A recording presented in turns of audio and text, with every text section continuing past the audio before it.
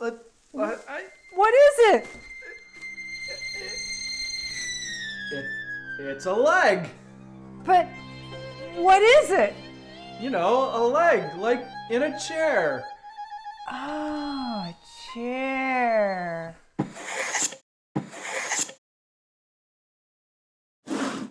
In today's episode, back chair leg shaping. So I have my crest rails fitted into each of the housed mortises up here at the top ends of the sides for both left and right sides of the chair. Everything fits in really nicely, and I'm ready to go for shaping the top parts of the legs. That won't interfere with any of the other joinery I have to do yet.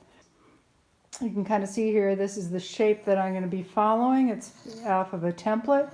So each of them has a slight curve to it here from the inside of the chair to the outside of the leg.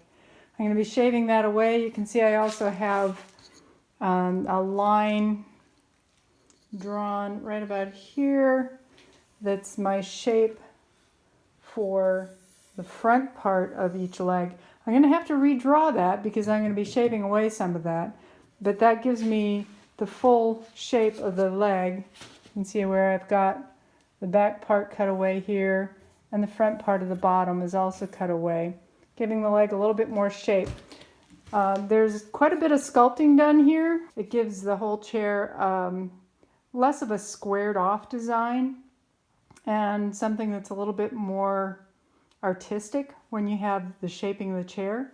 So what our legs are doing is, as it goes up on the inside, it still is flat until you get to the very top, and then it'll curve to the outside. But front and back, from the outside of the chair, this is the outside, to the inside, it'll be angled like this, and also from the back side to the front side. So it becomes more of a parallelogram rather than a rectangular shape on the top. I'll be using a number 3 plane in order to do that shaping.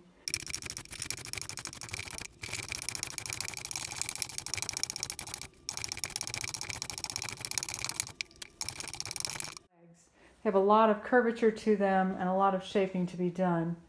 You can tell that I've already done one of the front angled faces here. You can see how following it up. And you can tell the rougher surface here, and this part being the planed away surface all the way to the end. And I've shaped it so that it's at the correct angle to match up with the chair, and that happens to be with the crest rail. That happens to be this kind of an angle. It's about 10 degrees instead of the 12 degrees that we have on the chairs. And then on the top end, you can see where from the inside of the chair, it'll be angled. This is as if we're standing behind the chair. The front part is going to be angled up and in towards me.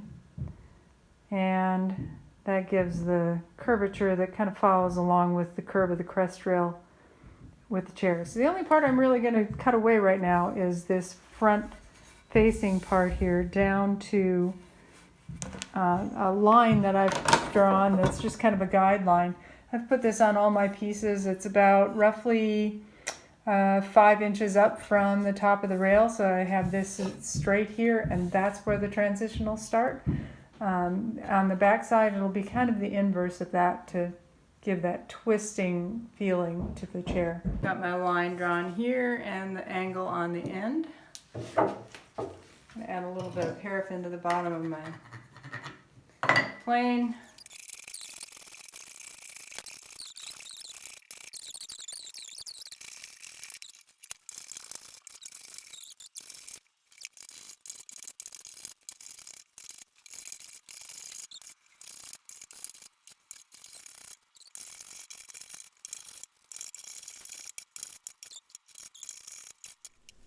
I've marked all of the lower ends of the legs 1/4 of an inch in from the face on both sides, and then using my template I lined it up with the front edge and drew in the line that I'll be taking away.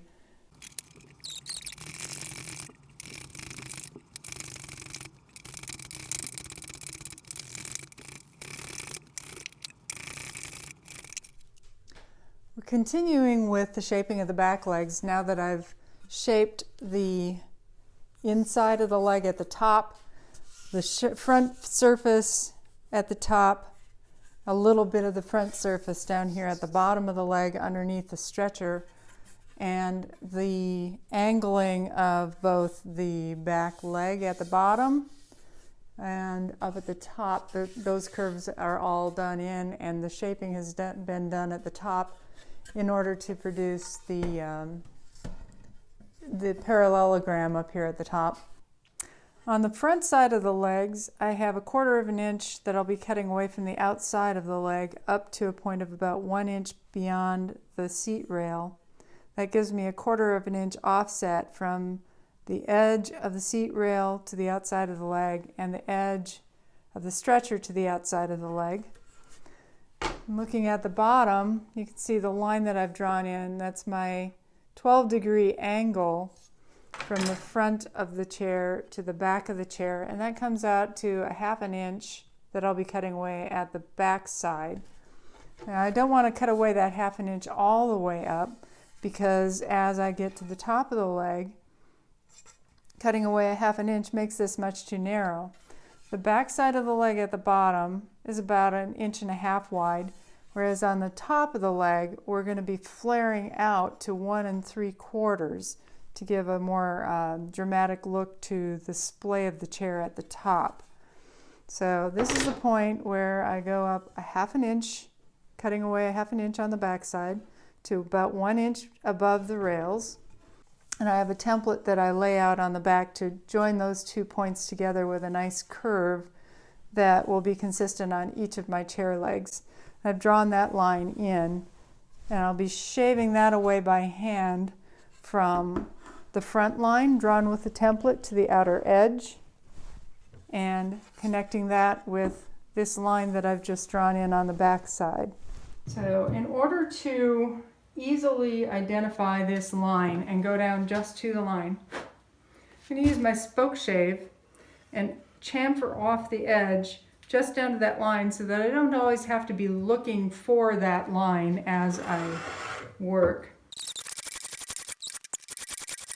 I'm chopping into the end grain there. That'll be a lot easier if I reverse my spoke shave and go the opposite direction and push.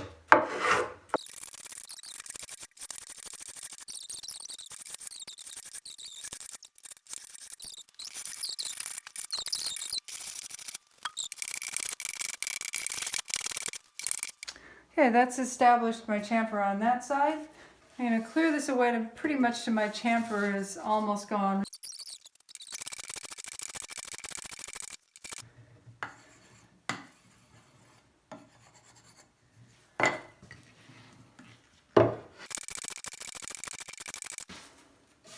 And now I want that chamfer on the inside again.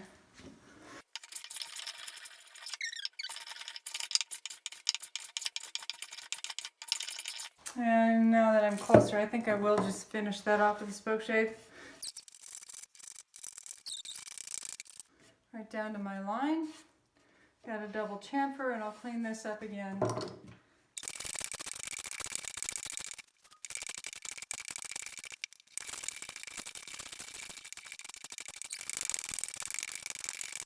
And you can see I'm pretty close to this line that I've drawn here. A little bit of the chamfer still on the forward side of the leg, pretty much down to where I need to be now on the back side.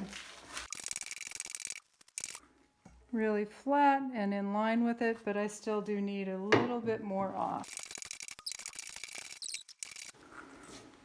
Nice and smooth.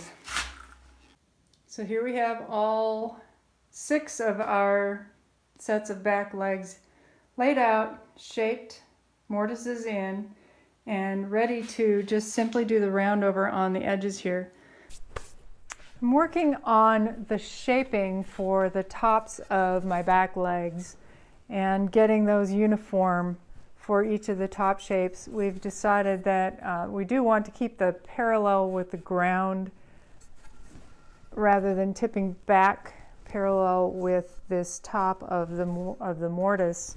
So I've drawn a template on a piece of plastic, front side here.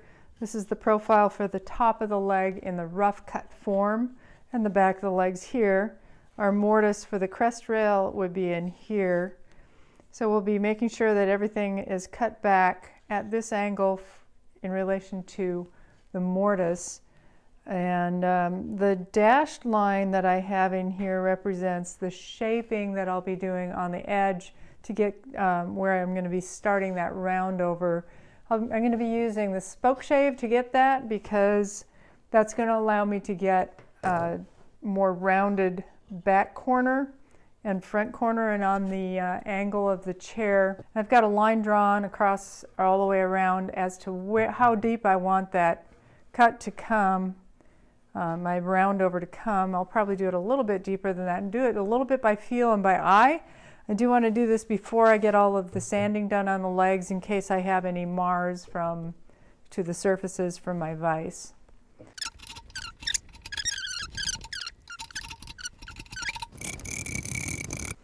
This is just to get kind of the rough shape of what I want for the top, and I'll sand it off to be nicely rounded later. If you look at the Greene's furniture, they have real rounded over corners on these edges. Nothing's really sharp and square.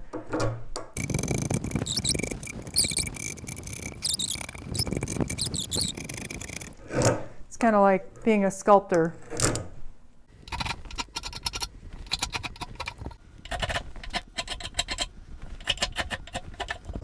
As the round over happens from the top to the bottom, as it gets towards the center of the leg, it gets a little bit more rounded than it is at the very, very tops of each of these edges. The same will be applied towards all the roundovers on the rails and the other pieces of the chair.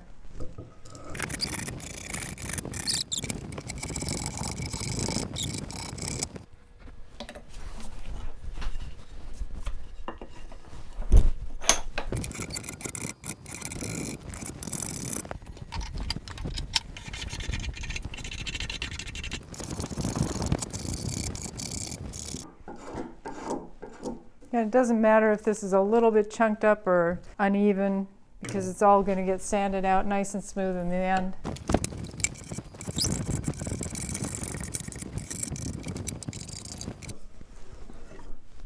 So this is the rough shape for my back leg. I'll be doing this for all of the legs, shaping them around with the spoke shave, doing the edges and the top shaping. Then I'll sand that down using my sandpaper. I'm going to be using the orbital sander, and then I'm going to go over to hand sanding for 220 and 320 to avoid getting any vibration marks left on the wood from the orbital sander.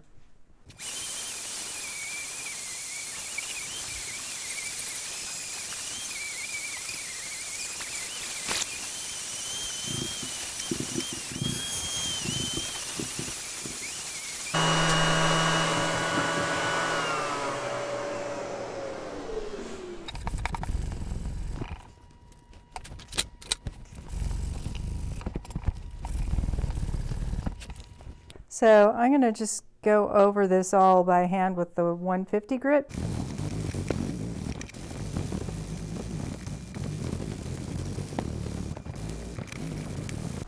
The end result, you can see where we've got, this is the front of the leg, and you can kind of see the shadow line for it arcing over there, and how the side has kind of an arc to it as well. The back has a very slight roundedness. The other side shows, this would be the outside of the leg, has this same profile going backwards and upwards. And the top is nice and smooth. It leaves a nice pleasant place to put your hand on top of the chair.